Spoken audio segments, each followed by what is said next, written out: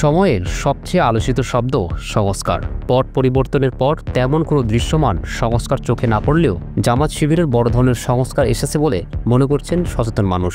এই সংস্কারই তাদের দিন দিন জনপ্রিয় করে তুলছে বলে মন্তব্য করছেন অনেকে। ডাকসু নির্বাচনে বিজয়ী ইসলামী ছাত্র শিবিরের নেতারা গত বৃহস্পতিবার সকালে রায়েরবাজারের বধ্যভূমিতে দোয়া ও মোনাজাত করছেন জামায়াত ইসলামের দলীয় সিদ্ধান্তে। ১৯৭১ সালের মহান মুক্তিযুদ্ধের পর এই প্রথম জামায়াত সমর্থিত কোনো সংগঠন শহীদ বধ্যভূমি স্মৃতিসৌধে গেল। এটাকে দলটির অন্যতম সংস্কার বলে মত দিয়েছেন বিশ্লেষকরা। এই ঘটনাকে ৭১-এ স্বাধীনতা যুদ্ধ বিরোধী ভূমিকার বিষয়ে জামায়াতের এতদিনকার দলীয় অবস্থান পরিবর্তনের ইঙ্গিত হিসেবে দেখা হচ্ছে। সংশ্লিষ্ট সূত্র বলছে, ভবিষ্যতে এ ধরনের কার্যক্রম আরও দেখা যেতে পারে, যা এতদিন জামায়াত করেনি। তরুণ প্রজন্মের এই পরিবর্তনকে নানাভাবে ব্যাখ্যা করেছেন বোদ্ধারা। স্বাধীনতা বিরোধী বলে জামায়াতকে যে ট্যাগ দিয়েছিল আওয়ামী লীগ, সেই ট্যাগ এখন খুব একটা কার্যকর হচ্ছে না, কেননা দেশ স্বাধীন হয়েছে ৫৪ বছর, আর জামায়াতের এখনকার বেশিরভাগ নেতার বয়স তার নিচে। স্বাধীনতা পরবর্তী প্রজন্মকে এখন আর স্বাধীনতা বিরোধী বলা যুক্তিসঙ্গত নয়। অন্যদিকে শিবিরের তরুণ প্রজন্ম বদ্ধভূমিতে শ্রদ্ধা জানিয়ে প্রমাণ করেছে তারা দীর্ঘদিনের ওই ট্যাগের ধারকও নয়, বাহকও নয়। ভোটের ফলাফল ঘোষণার পরদিন ১১ সেপ্টেম্বর সকালে সাদিক কায়েমের নেতৃত্বে ডাকসুর বিজয়ীরা ঢাকার মোহাম্মদপুরের রায়েরবাজারে শহীদ বধ্যভূমি স্মৃতিসৌধে গিয়ে দোয়া ও মোনাজাত করেন। সেখানে সাদিক কায়েম গণমাধ্যম কর্মীদের বলেন, আমরা রায়েরবাজারে বধ্যভূমিতে ১৯৭১ সালের মহান স্বাধীনতা যুদ্ধে শহীদদের জন্য দোয়া এবং জুলাই বিপ্লবের শহীদদের গণকবর জিয়ারত ও ঢাকা বিশ্ববিদ্যালয়ের প্রতিষ্ঠার অন্যতম অগ্রপ্রতীক নবাব সলিমুল্লাহর কবর জিয়ারত করেছি। শহীদদের আত্মত্যাগের মাধ্যমেই আজকের আজাদী, তাই তাদের স্মরণ করাই আমাদের প্রথম কাজ। ১৯৭৭ সালে ছাত্র শিবিরের প্রতিষ্ঠার পর এই প্রথম তারা রায়েরবাজার শহীদ বধ্যভূমি স্মৃতিসৌধে গেল। এ বিষয়ে জানতে চাইলে জামায়াত ইসলামীর নায়েবে আমির সৈয়দ আবদুল্লাহ মোহাম্মদ তাহের বলেন, এটা আমরা সিদ্ধান্ত নিয়ে করেছি। স্বাধীনতা যুদ্ধ এবং পরবর্তী পর্যায়ে বাংলাদেশ গঠন ও বিনির্মাণে যাদের ভূমিকা আছে, আমরা তাদের সম্মান জানাই, তাদের অবদান আমরা স্বীকার করি, আমরা তাদের প্রতি কৃতজ্ঞ। দলটির দায়িত্বশীল একটি সূত্র জানিয়েছে, স্বাধীনতা যুদ্ধের বিরোধিতার জন্য জামায়াত ইসলামী দলীয়ভাবে ভুল স্বীকার করে ক্ষমা চাওয়ার প্রশ্নে যে রাজনৈতিক বিতর্ক চলমান রয়েছে, সেটির বিষয়ে নীতি নির্ধারণী নেতারা এখন আগের চেয়ে বেশি মনোযোগী। এ ব্যাপারেও শীঘ্রই ইতিবাচক সিদ্ধান্ত আসতে পারে বলে জামায়াতের উচ্চ পর্যায়ের একাধিক সূত্রে জানা গেছে বলে দৈনিক প্রথম আলো একটি প্রতিবেদন প্রকাশ করেছে। তবে এর জন্য দলটির শীর্ষ নেতৃত্ব সহ সর্বোচ্চ নীতি নির্ধারণী পর্ষদ কেন্দ্রীয় মজলিসেও শুরা উপযুক্ত প্রেক্ষাপট ও অনুকূল পরিবেশ বিবেচনায় নিচ্ছে। এর আগে জামায়াতের দুজন সাবেক কেন্দ্রীয় সহকারী সেক্রেটারি জেনারেল মোহাম্মদ কামরুজ্জামান ও ব্যারিস্টার আব্দুর রাজ্জাক মুক্তিযুদ্ধের বিরোধিতার জন্য ভুল স্বীকার করে ক্ষমা চাওয়ার কথা বলেছিলেন। এই বিষয়টিকে কেন্দ্র করে আব্দুর রাজ্জাক দলীয় পদ থেকে ইস্তফা পর্যন্ত দিয়েছিলেন।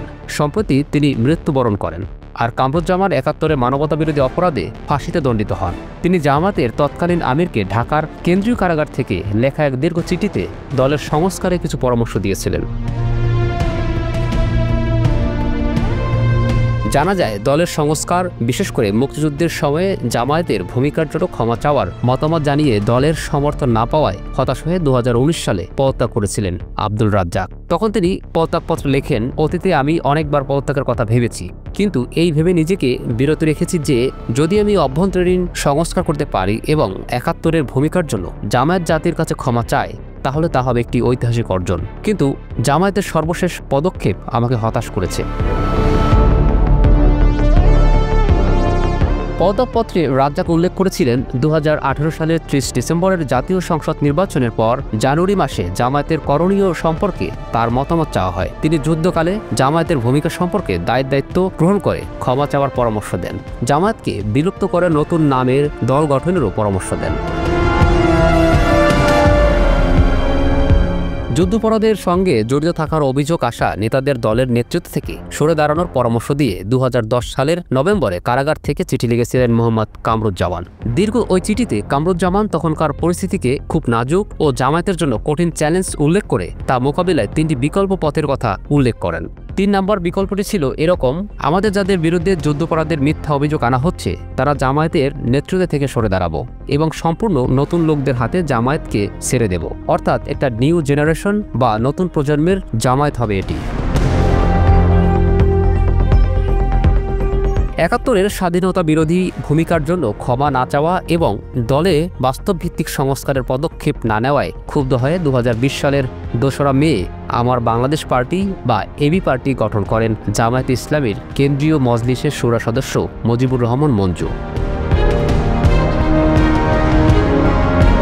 জামায়াতের বেশ কয়েকটি সূত্র থেকে জানা যায় শুধু ৭১ প্রশ্ন নয়, এর বাইরে দলের অভ্যন্তরীণ আরও কিছু বিষয়েও পুরনো অবস্থান পরিবর্তনের নীতিগত সিদ্ধান্ত নেওয়া হয়েছে। যেমন জাতীয় নির্বাচনে দলের রুকন বা শপথধারী সদস্য ছাড়া মনোনয়ন দেওয়া হয় না।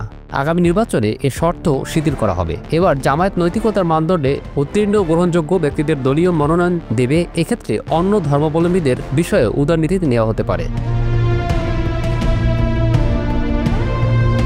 দলটির একজন কেন্দ্রীয় নেতা জানান, জামায়াত ক্রমাগত সংস্কারের মধ্য দিয়ে এগোচ্ছে। ডাকসু নির্বাচনে ছাত্র শিবির যে বিপুল বিজয় পেয়েছে সেখানেও প্রথাগত নিয়ম ভেঙে কিছু সিদ্ধান্ত নেওয়া হয়েছিল। যেমন ইসলামী ছাত্র শিবির ছাত্রদের মধ্যে আর ইসলামী ছাত্রী সংস্থা ছাত্রীদের মধ্যে কাজ করে। ধর্মীয় ও নৈতিক দিক বিবেচনায় এতদিন দুই সংগঠনের মধ্যে সাংগঠনিকভাবে আন্তঃযোগাযোগের সুযোগ ছিল না। গঠনতান্ত্রিকভাবে ছাত্রী সংস্থাকে নিয়ন্ত্রণ করে জামায়াতের মহিলা বিভাগ। মহিলা বিভাগ চলে জামায়াতের আমিরের তত্ত্বাবধানে। এবারে ডাকসু নির্বাচনে ছাত্রীদের ভোট ব্যাংকের কথা বিবেচনা করে ঢাকা বিশ্ববিদ্যালয় ছাত্র শিবিরের প্রার্থীদের ছাত্রী সংস্থার নেতৃত্বের সঙ্গে যোগাযোগ ও সমন্বয়ের সুযোগ দেওয়া হয়। ডাকসু নির্বাচনের জন্য এটা করা হয় ছাত্র শিবির সমর্থিত ঐক্যবদ্ধ শিক্ষার্থী জোটের প্রার্থী মোহাম্মদ আবু সাদিক কায়েম ও SM ফরাদের বিশেষ অনুরোধে। তারা আমিরের কাছে ধর্মীয় ও নৈতিক বিষয়ে সর্বোচ্চ দায়িত্বশীলতার প্রতিশ্রুতি দিয়ে ভোটের প্রচারের জন্য দল থেকে এ সুযোগ নেন। বিশ্লেষকরা বলেছেন, অন্যরা সংস্কার বলে চিৎকার করলেও গোপনে সংস্কার ঠিকই করছে কেবল জামায়াতে ইসলামী। সাংগঠনিকভাবে তাদের গোড়া মনোভাবের পরিবর্তন আর সময়ের সাথে থাকার যে সংস্কার হয়েছে বা হচ্ছে বলে ইঙ্গিত পাওয়া যাচ্ছে তা তাদের জনপ্রিয়তাকে আরও বাড়াতে পারে।